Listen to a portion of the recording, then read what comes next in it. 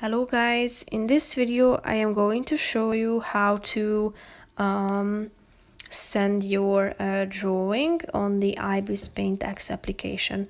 But first I just want to mention, don't forget to subscribe to my channel because at 10,000 subscribers I am going to show you my whole YouTube revenue statistics and growth strategy, how to make money online. So let's jump into it. First of all, open the application on your phone.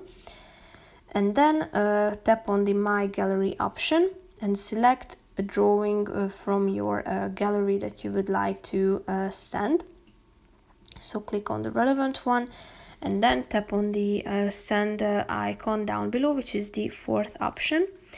Now, first of all, you should select the type of the file, how you would like to send it. So you have a vast variety of options, so click on the relevant one. If you have chosen the movie file type, you can or you should also select the length of it and click on the button OK.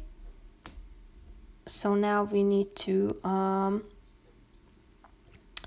wait a few seconds until it is done.